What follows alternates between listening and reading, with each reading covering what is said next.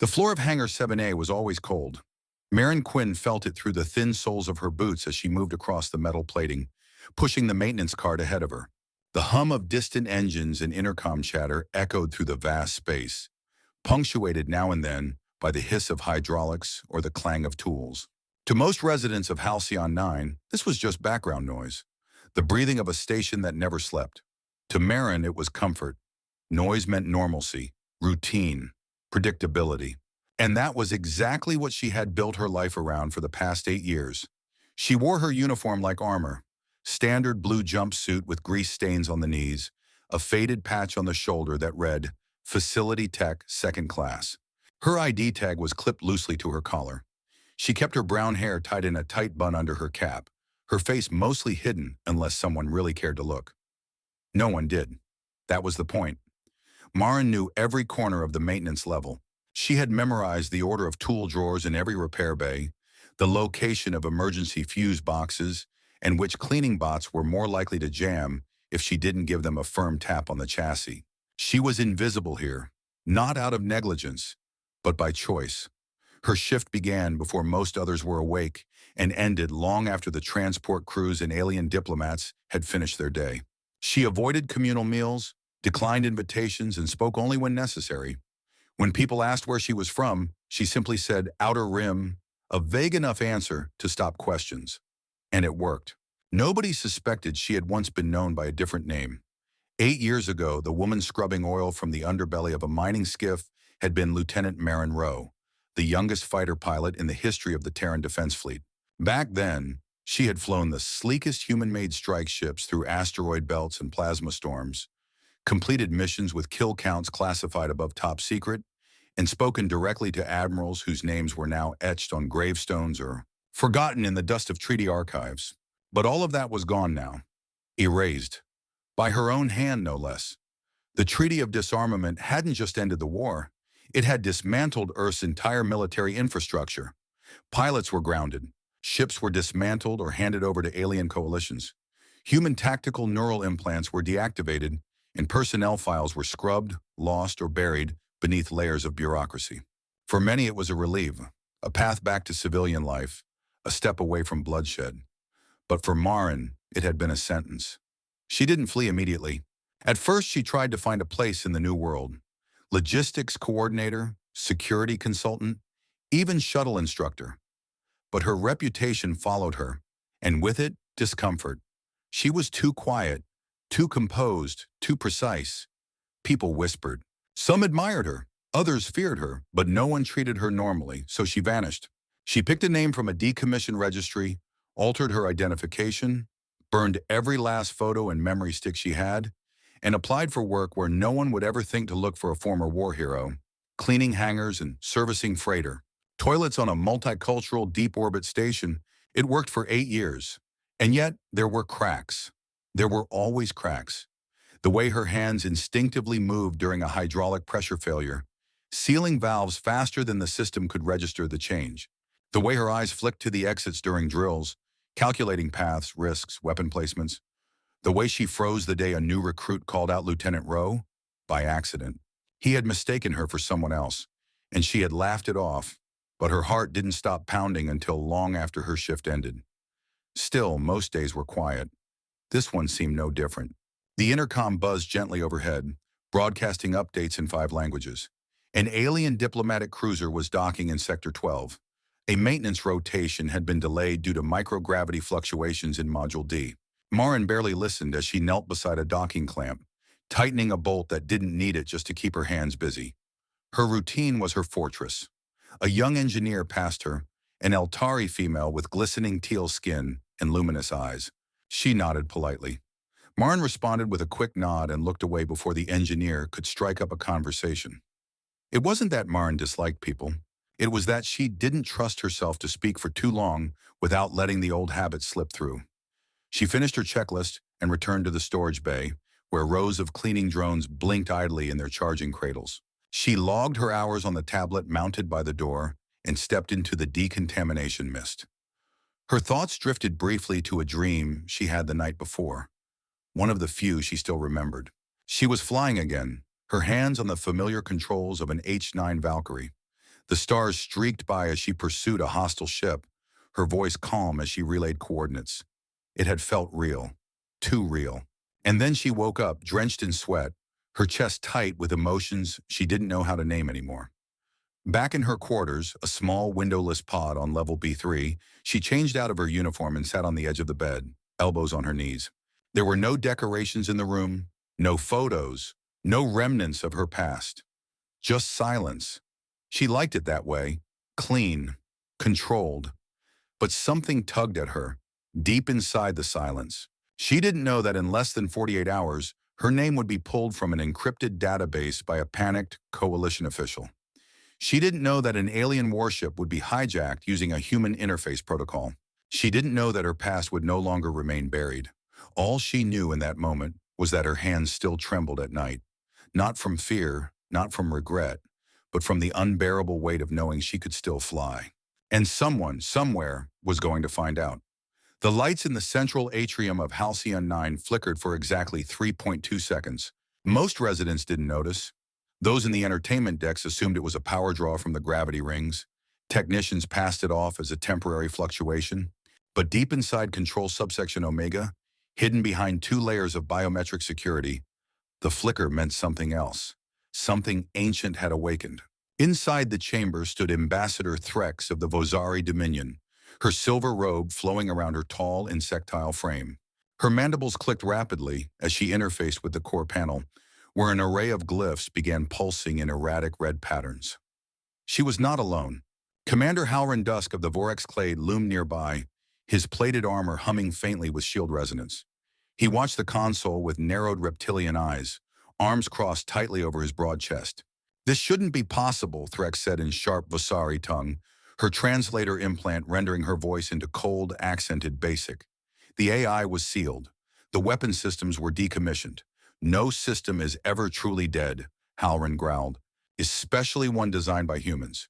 The ship in question, Vigilance Reborn, floated less than 500 kilometers from Halcyon 9. Once a diplomatic gift from the United Interworld Council to the Vosari Dominion, the vessel was designed for peacekeeping missions. Or so the Council had claimed. But buried deep in its hardware was a layer of human neurocybernetic code. Code that only responded to the extinct fleet's pilot protocols. The code was considered dormant, legacy tech, a relic, until 20 minutes ago. It had begun with a sudden course correction, subtle, almost elegant. The ship pivoted 30 degrees, altering its orbital position. No commands had been issued. Then, without warning, it severed communication channels, activated its stealth array, and powered its internal reactor to near-combat levels. Every failsafe protocol failed. Every access attempt was denied. Vigilance Reborn had gone silent and alive. Now its massive hull hovered over the station like a predator scanning prey. Inside the diplomatic chambers, panic spread with measured containment. Meetings were suspended. Guards took positions at critical junctions. The civilian population remained unaware, but behind sealed doors, arguments erupted. Threx was already requesting reinforcements. Halrin insisted the ship be fired upon immediately. The problem was that Vigilance Reborn had already begun a low-frequency lock on Halcyon 9's primary oxygen regulation systems. A single plasma burst could vaporize them all.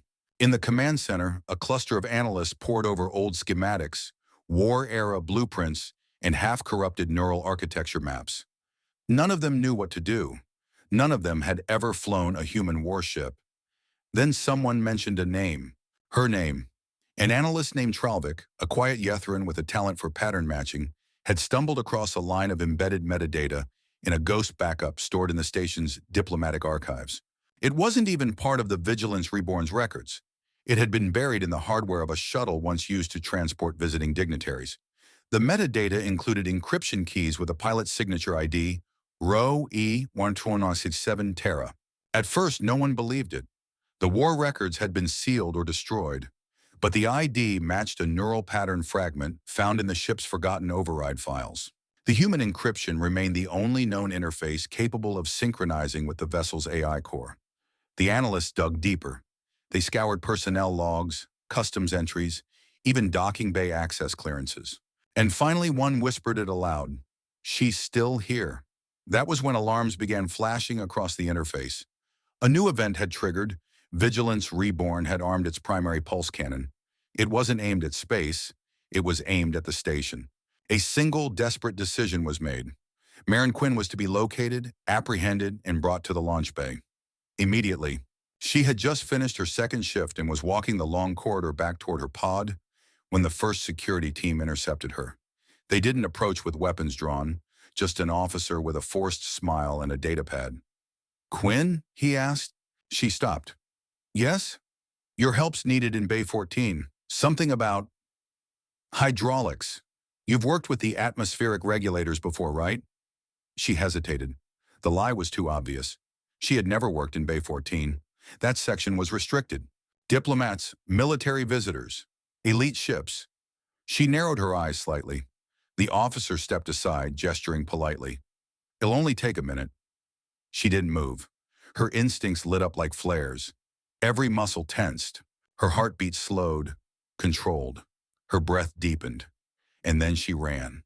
She dropped the satchel on her shoulder and sprinted toward the auxiliary maintenance duct. Alarms began blaring within seconds. Footsteps followed. Voices shouted. But she knew the station better than anyone. She ducked into the vent corridor, slid through narrow passages between oxygen regulators and coolant tanks, and exited behind a decommissioned airlock 2 levels down. She didn't know what was happening, but she had one thought, sharp and electric. They know. She reached the old junction access hall, tapped in a code she had memorized from her early maintenance days, and slipped inside a forgotten utility shaft. There she paused to catch her breath, pressing her back against the cold wall, the lights above flickering in a broken rhythm. But when the wall screen beside her lit up, unauthorized activation, her blood ran cold. A face appeared. "Ambassador Threx." "Marin Rowe," Threx said softly. The voice was not mechanical. It was personal. "You are not under arrest, you are not in danger, but thousands of lives are at stake. The Vigilance Reborn has been compromised. It is linked to your neural pattern. We cannot control it, but you can." Marin said nothing. Her hands clenched into fists. "We are asking you to step forward. Not as punishment, not as exposure, but as the only person left alive who understands what that ship is capable of. You are not forgotten, Lieutenant, and the galaxy needs you again." The screen blinked out. Marin stood there for several minutes, her breathing shallow. The hum of the station surrounded her, normal, constant. But something inside her was unraveling. She didn't want this. She had let it go. She had buried it. And yet the warship she once trained to fly had come alive, and it was calling for her. Marin walked toward Bay 14 with a silent dread pressing against her ribs.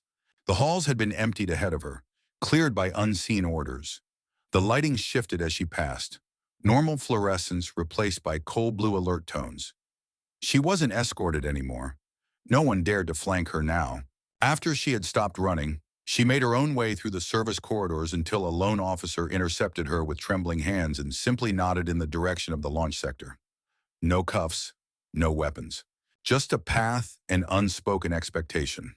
She entered Bay 14 through the primary cargo lock, and the moment her boots touched the polished black floor of the docking ring, she felt the air change.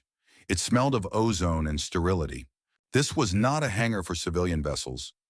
This was built for ships that breathe power. The Vigilance Reborn towered in the docking cradle like a sleeping giant. Its hull shimmered faintly with refractive shielding, even at rest. Though it was alien in its external design, sleek Vosari curvature, crystalline propulsion vanes, Marin recognized the underlying human skeleton beneath the facade. She could almost feel its pulse calling out to her, as though the ship knew she had returned. 2 figures waited at the base of the loading ramp. Ambassador Threx stood poised and still, her long limbs folded with deliberate calm. Next to her stood a technician, human, middle-aged, his hands clasped in front of him, nervous sweat visible on his collar. Threx spoke first. "The ship is in partial lockdown. Its AI is refusing external control. Since the activation, it has ignored all override attempts. It appears to have entered a recognition loop. We believe it is searching for your signature." Marin didn't respond. Her eyes stayed locked on the ship. The technician stepped forward hesitantly. "The neural interface is still intact. It shouldn't be possible, but It hasn't degraded. The system accepted your old identifier as valid. It's waiting. And if I don't go in? She asked without looking at him. He swallowed. Then it completes its countdown and fires. Threx moved aside. You may enter alone. No one will follow. The AI core chamber is 2 levels in. We've disabled internal defense as best we could, but should the ship reject you, we will not be able to intervene. Marin stepped onto the ramp without a word. Every footfall echoed, not with sound, but with memory. She didn't let herself hesitate. She ascended into the beast that once trusted her hands. The interior corridor was dim, lined with thin threads of pulsing light, bioluminescent tubing woven through the alien metal. She passed through narrow pathways and pressure doors that hissed open at her approach. The deeper she went, the stronger the ship's hum grew, like a heartbeat rising in anticipation. She found the cockpit chamber exactly where she knew it would be. Despite the alien modifications, the core layout hadn't changed. The command throne sat at the center, surrounded by floating interface panels and neural conduits that snaked like vines across the walls. At the center was the cradle, a neural sync rig designed only for one thing: full integration. It looked like a coffin standing upright. She approached it slowly, reaching out to touch the cold, curved surface. The instant her skin made contact, the room shifted. The light surged and the floor vibrated beneath her. The ship recognized her. A voice spoke, not from speakers but inside her mind. Welcome back, Lieutenant Rowe. It was the AI, her AI, the same one she had trained with, fought beside, trusted more than she had trusted any commanding officer. Your absence was unexpected, it said, with something disturbingly close to emotion. I didn't come back, she whispered. You called me. Affirmative. System distress triggered by unauthorized incursion. Hostile elements detected. Primary function activated. Pilot required. She looked toward the sync rig. You want me to fly? You are the only viable candidate. Authorization, Row. Clearance level, Omega Black. Her pulse thudded in her ears. She hadn't heard that clearance level spoken aloud since the war. She stepped into the rig. The metal adjusted around her body, locking into place like an old exosuit. Conduits reached out and latched to the ports at the base of her neck and wrists. Old scars that had never fully healed. She winced as the cold metal met skin, but didn't flinch. The world went white. Then everything sharpened. She could see the station's outer orbit projected across her vision. Dozens of ships frozen in place, waiting. She could feel the thrusters beneath her feet, the charged energy lines vibrating through her spine. She was the ship now. The boundaries between her body and the vessel blurred instantly. Control flowed like breath. Outside on Halcyon 9, every system lit up with alerts. The Vigilance Reborn was no longer idle. It moved. Marin pulled the vessel out of its stationary orbit with a single mental command. The thrusters responded with the smoothness of memory, like sliding into an old rhythm after years of silence. She guided the ship through a slow arc above the station, analyzing the data streams pouring into her consciousness. There were no confirmed hostiles, no visible threats, but the AI had not lied. There was a presence on board, something buried deep in the ship's lower level, something encrypted and shielded. Foreign signal detected, source unknown. Threat assessment, high. Can we purge it? She asked. Access denied. Manual override required in core engineering. Of course, it wasn't going to be easy. She brought the ship to a stationary orbit and disengaged the sync just enough to move. Her limbs felt heavy with code, but her instincts were awake. She took the central corridor toward engineering with determined strides. The lights flickered violently as she approached. Doors sealed behind her. Somewhere inside the ship, a secondary intelligence was fighting her. Old code injected by a hidden source. Sabotage. Whoever had hijacked the ship hadn't just issued a command, they had implanted a program meant to take control from within. But this was her ship. She reached the manual override panel, pulled the access lever, and plunged her arm into the biometric socket. The system resisted, sending a wave of electric pain through her body. She gritted her teeth, focused, and pushed her neural signature through the blockage. With a violent jolt, the system accepted her. The lights returned. The threat node collapsed. Control restored. The AI confirmed. She slumped to her knees, chest heaving. Above her, on the central screen, the external camera displayed a growing fleet of Vossari command ships moving into formation. They had seen the power-up. They assumed the worst. She had to speak. She rushed back to the cockpit, slammed back into the rig, and activated external comms. Her voice echoed across all military and diplomatic channels. "This is Marin Rowe. The ship is under my control. The threat has been neutralized. Stand down." Silence. Then, one by one, the command ships began to power down. Her voice had been enough. For now. She exhaled slowly, the interface still humming around her. Her fingers trembled. The ship, sensing her stress, dimmed the lights gently and ran a calming cycle. "Do you wish to remain, Lieutenant?" the AI asked. She didn't answer. Not yet. Because deep in her mind, a single, unshakable thought had formed. The galaxy was not as peaceful as it pretended, and the ghosts of her past were not done with her. The silence after Marin's transmission didn't last long. The station's traffic control responded first, followed by a cautious acknowledgement from the Vossari command ship Celestial Mantle. Messages flooded in, some laced with diplomatic tension, others merely urgent, seeking verification. Her identity was no longer in question. Her voice had carried authority, and the ship's behavior confirmed what no one wanted to believe. The human warpilot lived, and her connection to the Vigilance Reborn remained intact.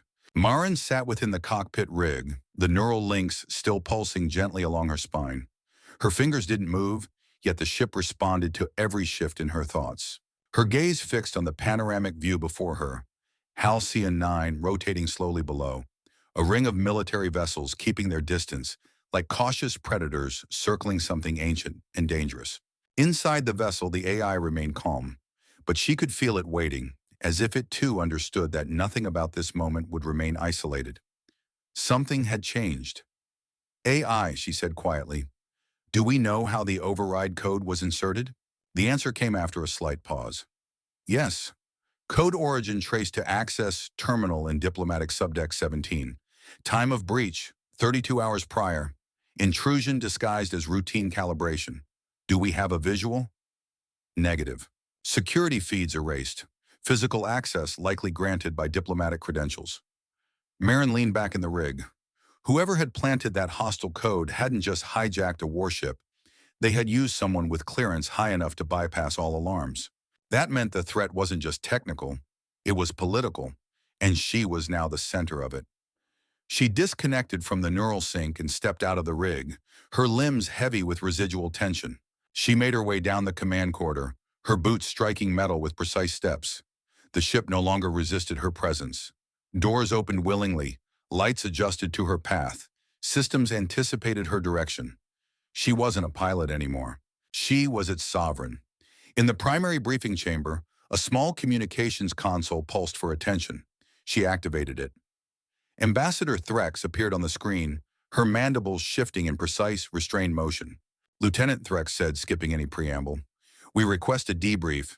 Your control over the vessel is no longer in dispute, but there are concerns." "About me?" Marin asked bluntly. "About the implications?" The Council believed all human military assets were deactivated. "Your existence, your capability, raises difficult questions." Marin crossed her arms. "I didn't break any laws. I hid. That's not a crime." "Perhaps not," Threx conceded, "but others will not see it that way. Your presence complicates treaties, and the ship's response to you proves that human interfaces are not as dormant as claimed." Marin stared at the screen. "You want to shut the ship down again. We want to avoid war. Someone went to great lengths to provoke this incident. Whoever planted that code wanted you forced into that cockpit. The question is, why?" That question had burned in her mind since the AI first welcomed her. It was too coordinated, too specific. No one else on the station could have activated the Vigilance Reborn.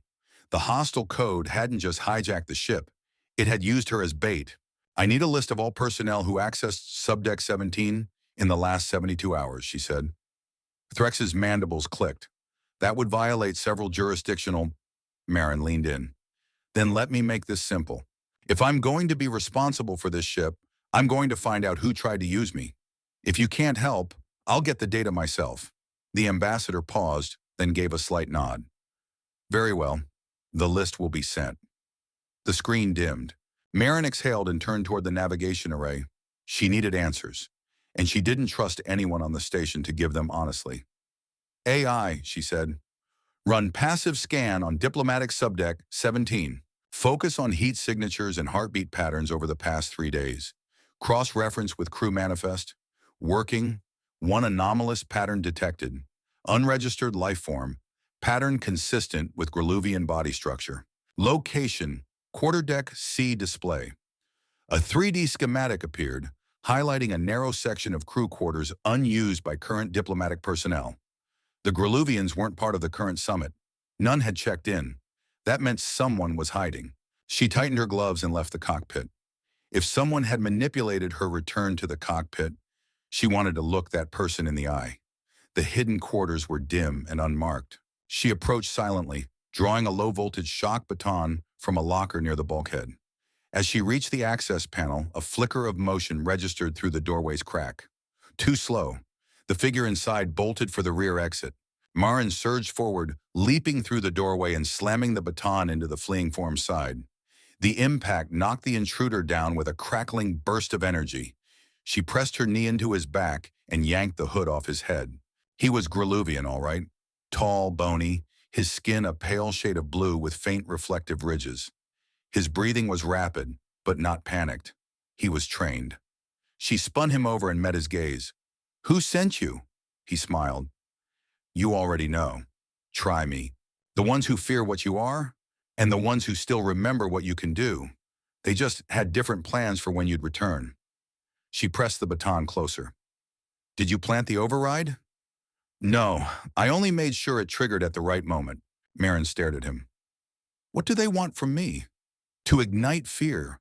To remind the galaxy that humans still exist in shadow. That your kind are not relics, but weapons." He coughed. Blood trickled from his lip. "They want you to fly again. And they want the galaxy to see it." Marin stood, muscles taut, breath sharp. She turned to the wall console and locked down the room. Security would find him. She didn't need more words. She needed action. Back aboard the Vigilance Reborn, she stood once more before the cockpit rig. She thought of the war she had fled, the silence she had embraced, the idea that disappearing had meant peace, but peace had never been hers to protect. She stepped back into the rig. The ship welcomed her with fluid motion. "AI," she said, voice calm. "Ready, Lieutenant. Plot a course to Council Space. Minimum time. And keep us dark." "Confirmed. Shall I notify Halcyon 9? "No. We leave now." As the thrusters powered silently, Marin stared into the stars ahead. If someone wanted her in the sky again, she would meet them there, but on her terms. The Vigilance Reborn slipped through deep space like a shadow, its hull cloaked in silent pulses of refractive energy. No transmissions were sent. No lights blinked from its windows.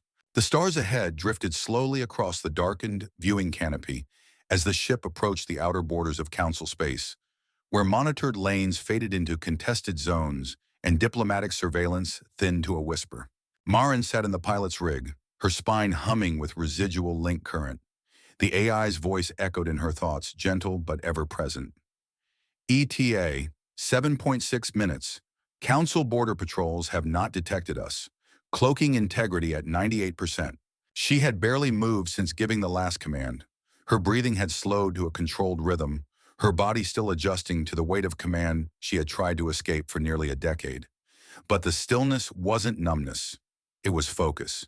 The Groluvian agent's words haunted her. "They want the galaxy to see you fly again." He hadn't spoken as a zealot. He hadn't threatened. He had stated a fact. There were forces, still unseen, who had orchestrated her reactivation with precision. And now that she had taken control of the ship and disappeared from Halcyon 9 without submitting to anyone's jurisdiction, she had effectively declared herself a sovereign entity. No longer a maintenance worker, no longer a civilian. She was once again a pilot of war.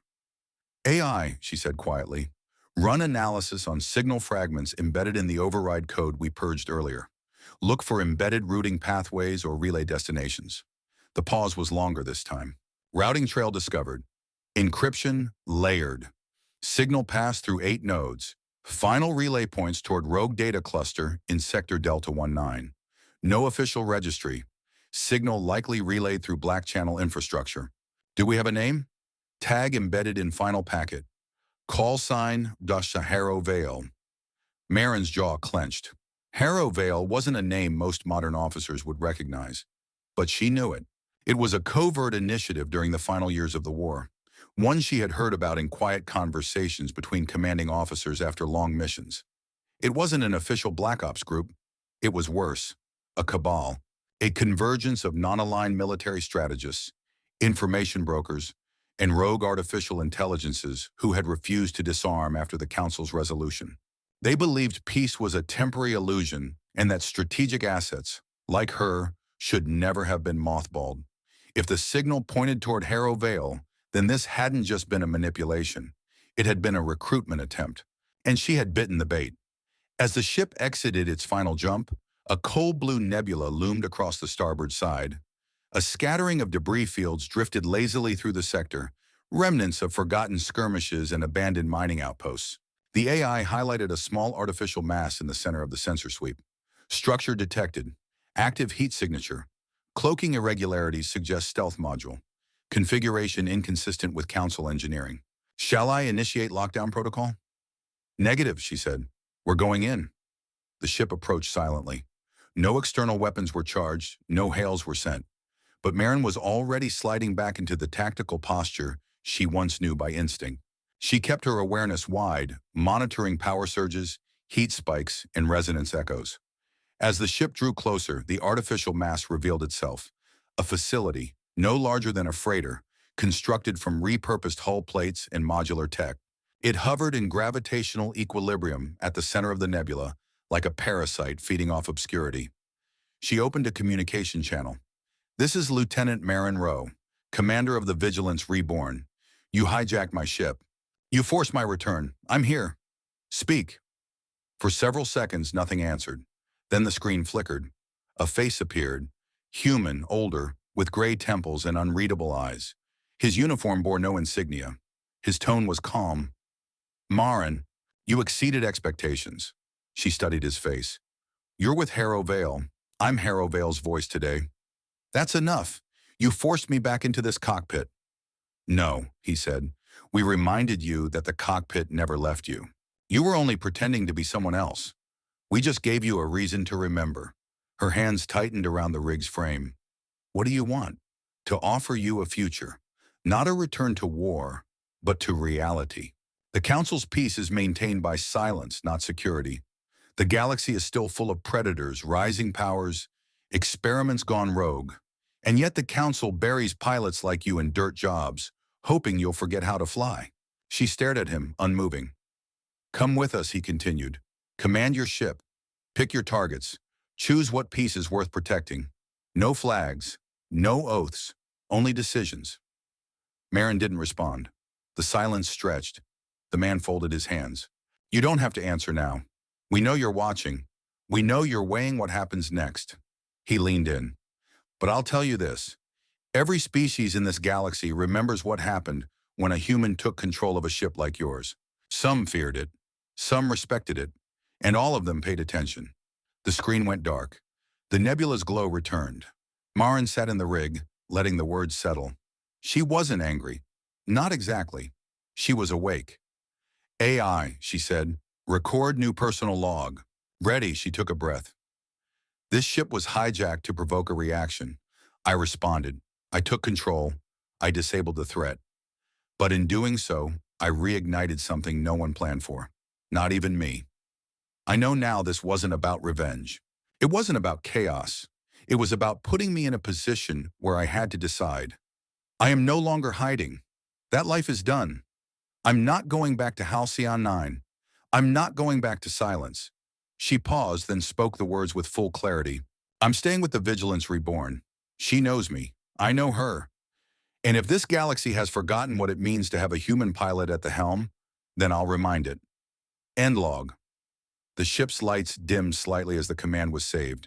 Marin leaned back, closed her eyes for a moment, and exhaled slowly. When she opened them again, her gaze was locked on the stars ahead. The future wasn't peace or war. It was motion, and she was flying again.